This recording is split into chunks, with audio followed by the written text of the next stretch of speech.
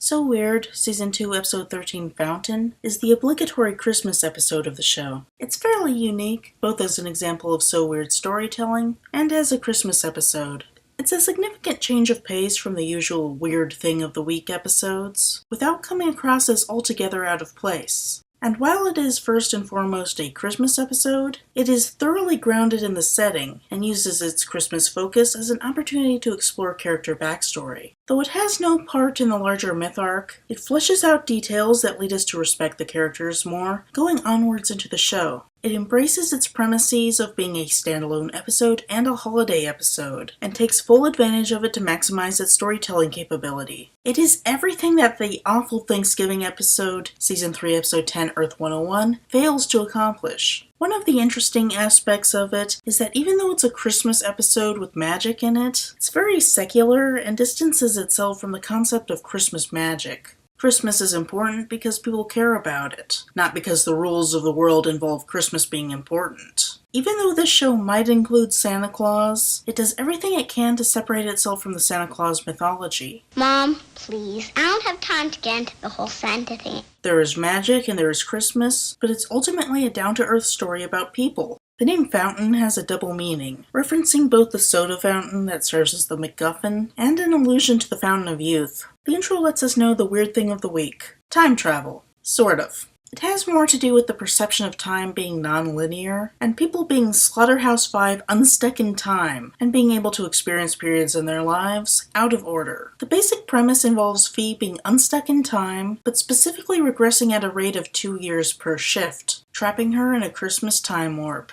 We previously had a time travel episode, Season 1, Episode 11, Singularity. It had some interesting ideas about time travel, but didn't execute them particularly well. It wasn't so much about time travel so much as a pocket dimension out of sync with our world. Even though Fountain is more Slaughterhouse-5 than the Final Countdown, it still fulfills the purpose of a time travel plot better than Singularity. The episode starts at the Grand Junction Mall, where Fee and Jack are doing some last-minute Christmas Eve shopping. In a nice touch, Jack has enough Christmas spirit to pick something up that was dropped by another shopper. Jack is a Grinch enough of the time that I like these moments where he's a nice guy. Fee is looking forward to a nice Christmas at home, where they can do all the Christmas traditions that they like to do, like her doing a Christmas dance. Unfortunately, her mother brings the news that her band has a gig on Christmas. And it's one of those things that's for a good cause, so it doesn't come across as greedy, and it's just hard on Fee. She asks for some more time to hang out at the mall before going on the bus. Before she wanders off on her own, Jack almost remembers to give her a warning, but forgets the important part about what he's supposed to say. This is foreshadowing, of course, but it also functions to inform us that there is a stable time loop in place. What happened in the past can't be changed. That means everything that Fee does in the past was already something that was in her past, making her attempts to take advantage of her memories of the time being the reason that they happen altogether, making her responsible for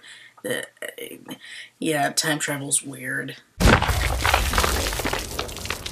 A mysterious man named Nick takes an interest in Fee. He stalks her around the mall by appearing as random people in her surroundings. Fee takes notice of something weird going on, but doesn't make the connection in time to have her guard up. She wanders into a soda fountain themed like Christmas, and Nick appears out of nowhere as a soda jerk, and makes a drink appear out of nowhere. A Cocoa sleigh ride. Despite this being really sketchy... Oh, no, please. It's on me. Your credit's fine, Mr. Torrance.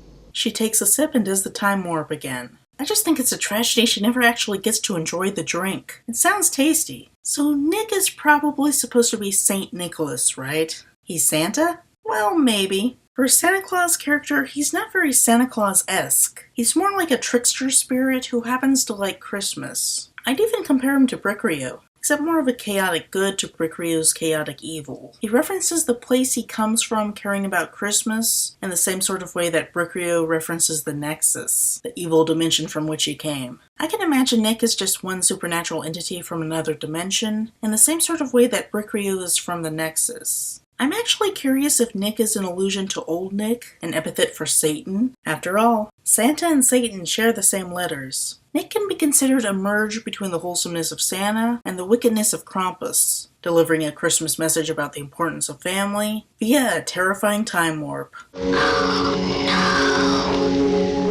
not your typical Christmas story, there is precedent for time travel at Christmas time with A Christmas Carol. While Scrooge gets Christmas past, Christmas present, and Christmas yet to come, Fee only gets Christmas past. She travels back to various Christmases of years past. She tries to contact Nick to no avail, wants to do research but can't because she shifts back to before they had a modem, and tries to leave messages for herself and get Jack to stop her before she wanders off, which don't work either. I like the joke about how impressive Jack thinks the past computer is with its 10 megabyte hard drive. At the same time, though, it's pretty ironic considering how dated that So Weird's present computers are today. I remember I promised Fee that I would give her a copy of the beta version of my new web browser with built-ins for streaming audio and video.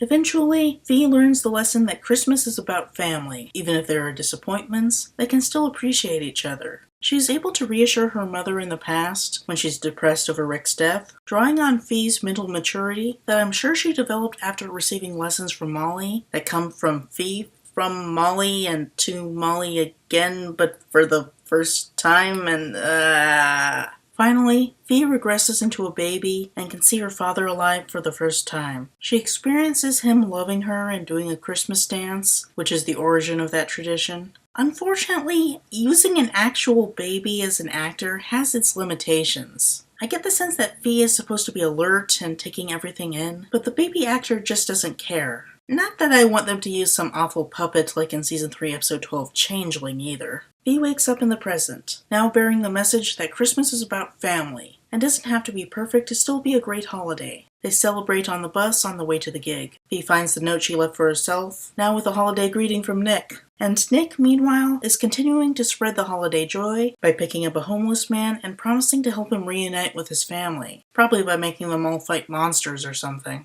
All in all, it makes for a great So Weird Christmas episode. It's genuinely scary while still having the Christmas spirit. It explores a lot of the characters and fills in gaps. It helps our understanding of the myth arc while still being standalone. It has magic and the creepiest incarnation of Santa Claus ever. Maybe. But that doesn't overshadow the people at the heart of the story. For all Fee and Jack fight with each other, they're more or less allies throughout the entire episode. And it's nice to end on a happy note, with them all having a good time together. Fee and Jack aren't arguing. It's a Christmas miracle.